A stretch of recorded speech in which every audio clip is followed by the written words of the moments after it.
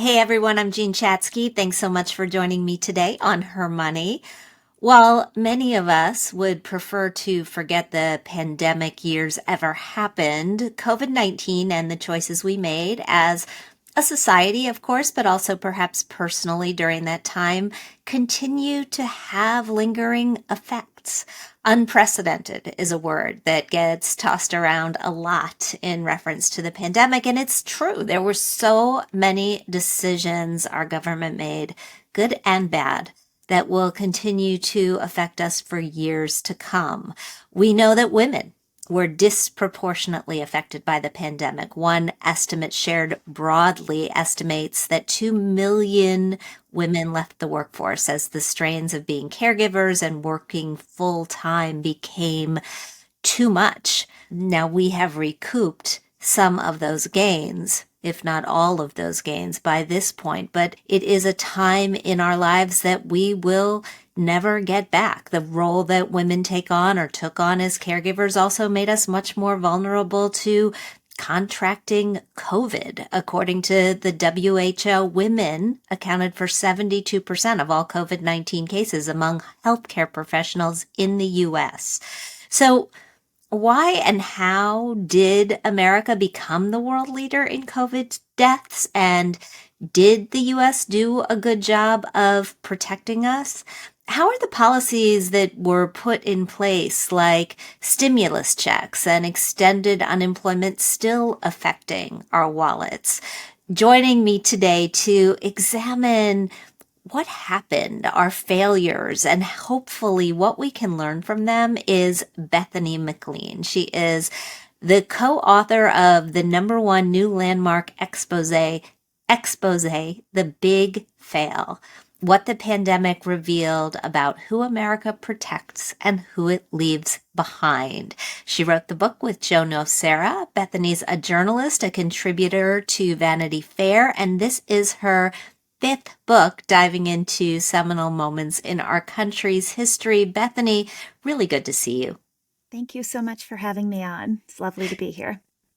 So, this is your fifth book examining how we handled a crisis in America. It's your third with Joe. Why this topic now?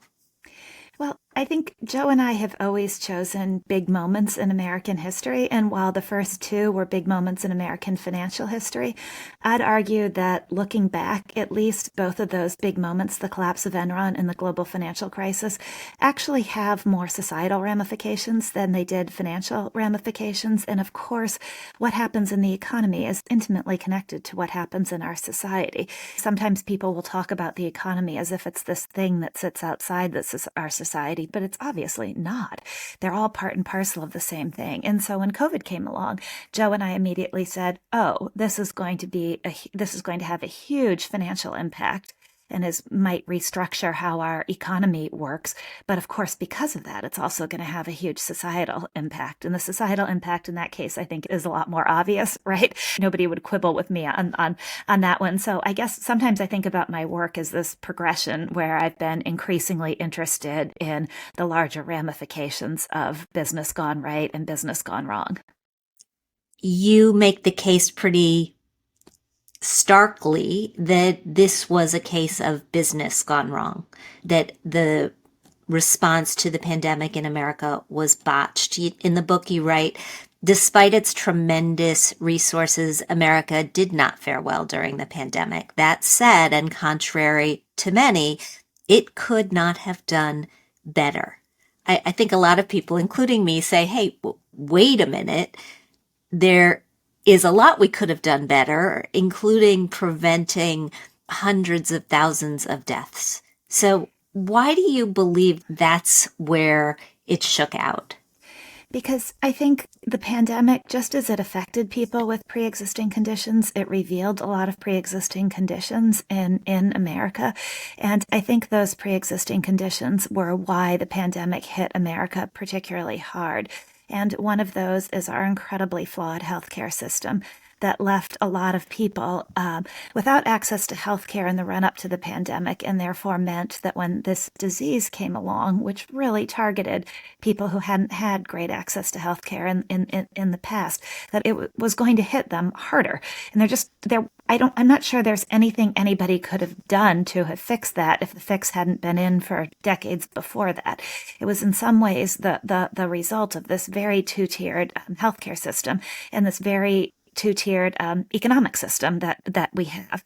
Another part of the pandemic that contributed to the spread of infections was the inability to get PPE.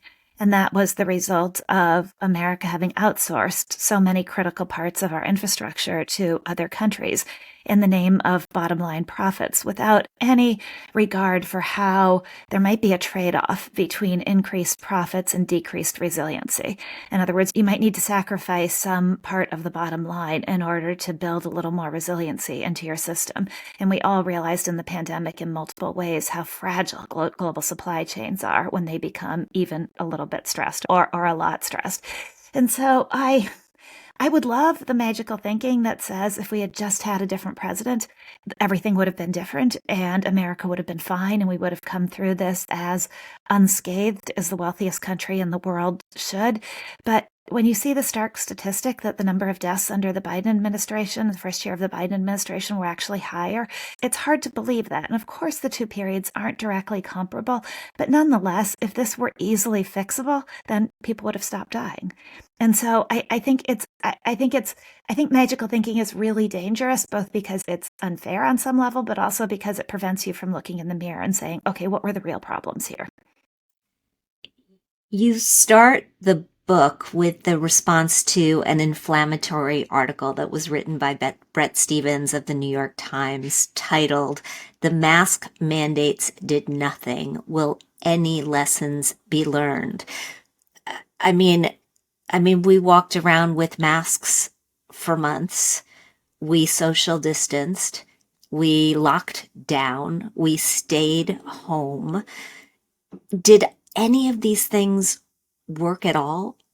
Well, I think we don't know, and we haven't been willing to look at it. And this goes to a deeper issue that we tried to highlight in the book, which is the ways in which the pandemic played into and exacerbated our existing ideological divides.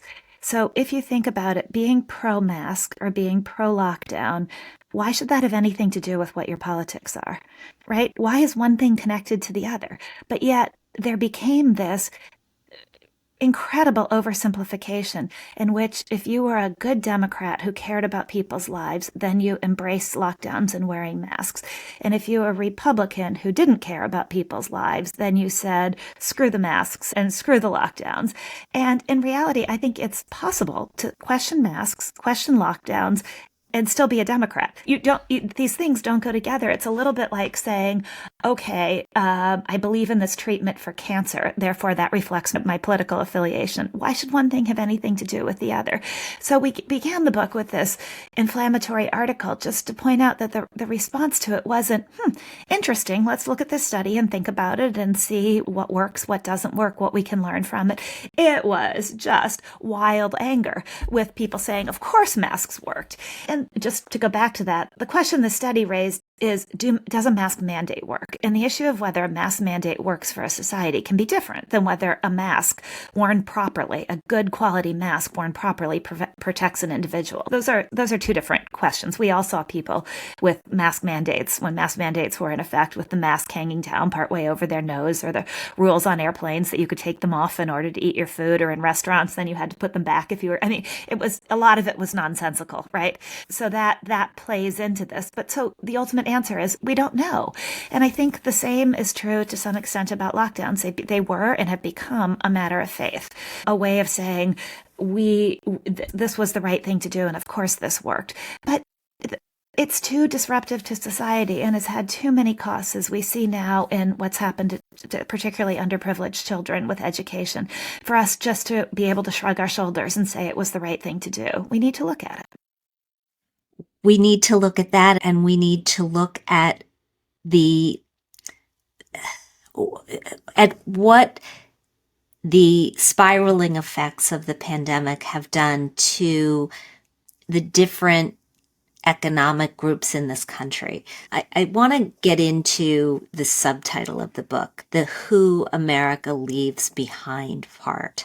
You mentioned that the pandemic showed us that people who don't have good health care get left behind, but you also talk about it having an outside effect.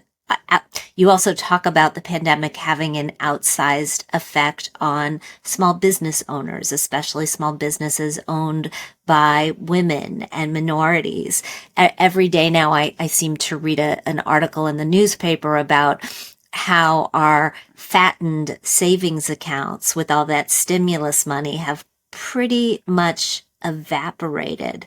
So, where did you come out on how economically the pandemic was handled with stimulus, with PPP, with all those promises that were made to different groups of people? So I think we tried. And it is a stark difference from the global financial crisis where big firms were bailed out and people were left to mostly fend for themselves. And so I think the fact that the government recognized the need for fiscal stimulus and not just monetary stimulus, in other words, they didn't just leave this up to the Federal Reserve and say cut interest rates and boost asset prices, and that's going to have a trickle down effect, which was effectively the response in the wake of the global financial crisis. This time we did put money to it. There were PPP loans available for small businesses. But I think when you look at it in proportionally, the aid that big business got was so much greater. They got, once the Federal Reserve chopped interest rates to near zero, even the most heavily indebted, tottering big business was able to raise money in the capital markets. And the results of what the Federal Reserve did in the spring of 2020 made the rich a lot richer because it's the well-off in our society who benefit from rising asset prices, because it's the well-off in our society who own most assets. And so the PPP loans were doled out in a pretty reckless way. And there was an awful lot of fraud there. And a lot of businesses who needed PPP loans didn't get them, or they weren't structured appropriately for those businesses, particularly restaurants. We really left restaurants to flail and fend for themselves. There was some money, but not a lot, and not in any really targeted way. And when you look at restaurants as an engine of job growth and the place where most people get their first time job and an employer of so many single women, you think, and such an incredibly important part of the fabric of our neighborhoods. And you think, why couldn't we do a better job in saving that business that was the most affected by lockdowns? And then, of course, as the pandemic wore on and supply chains became an issue, big business could get the supplies they needed because that's the way it works. It's a question of scale, and small businesses couldn't get their supplies at any kind of reasonable price. So it just exacerbated this trend that has been going on in America for decades, where we talk so much about how we care about small business. And then when push comes to shove, it appears that we favor big business and big banks over small business and small banks. And it makes no sense. The data better than I do that it's small business that provides most jobs, that leads us out of a recession. It's something we need to cherish. So I worried a lot about that. And the same when it comes to people. We've all seen the data from this Federal Reserve study that the median American wealth went up 37%. And isn't this great? And everybody did so well coming out of this. But of course, that's a median number, right? It doesn't reflect what happened on the tails. And the tails show that the rich got a lot richer and the really poor did not do so well. And it didn't lead to any kind of structural change in our society. It was like a one-time infusion of sugar. It wasn't a recognition that, oh, there's a fundamental problem here. And so what I worry is that after the one-time infusion of sugar, we go back to where we were.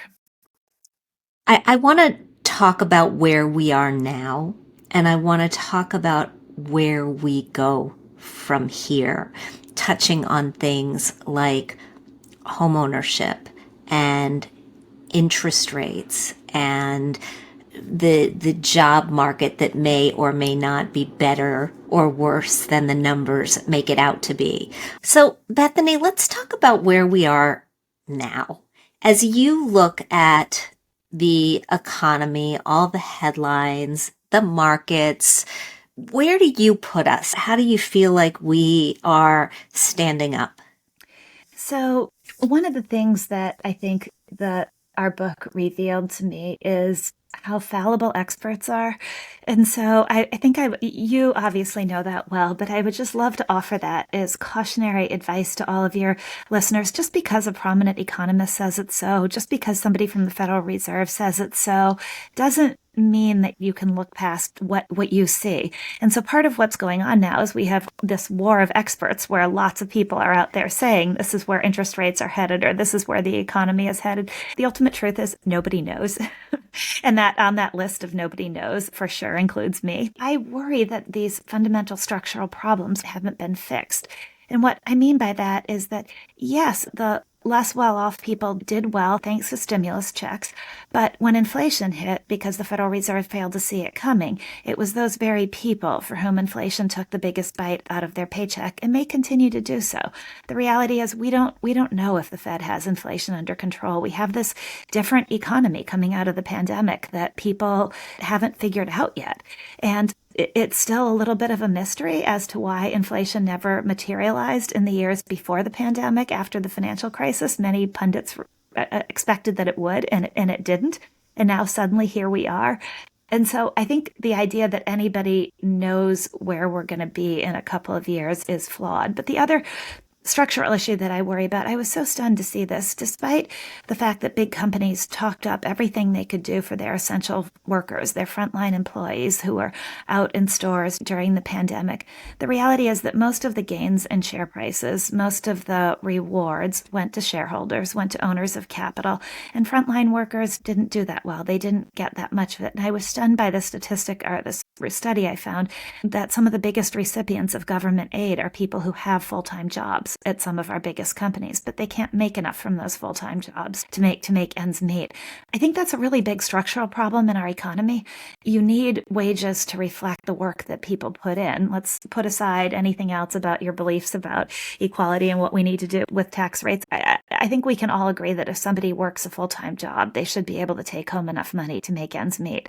And so I worry that these bigger structural issues in our economy have gone unaddressed and are going unaddressed. I don't see how. I don't see whether we technically tip into a recession or not. I don't know how we don't head into something that looks less wonderful than it might now with employment. And if jobs that are continue to be available are those at the low end of the spectrum, and that low end of the spectrum doesn't permit people to live decently, what does that do? Are you hopeful, seeing what's been going on with the auto workers and the other strikes and the small rise in unionization that we've had, that could change in the next decade or so? I hope so. I think I do a podcast with the University of Chicago economist, and we've had a lot of people on to talk about the decline in unions, the renewed interest in unions. And I think private sector unions are a good thing. And I hope that they can create a force that pushes back against this kind of ongoing stretching of workers, for lack of a better way of putting it. I think there's a parallel to how fragile our global supply chains became in the pandemic and how fragile our workforce became.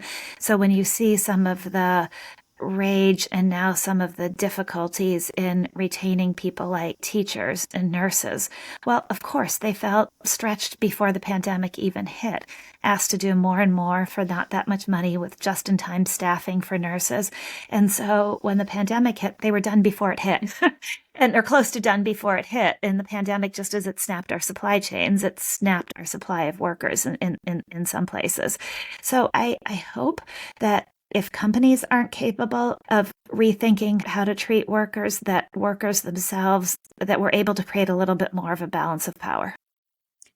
Some of that balance of power will have to come through government intervention.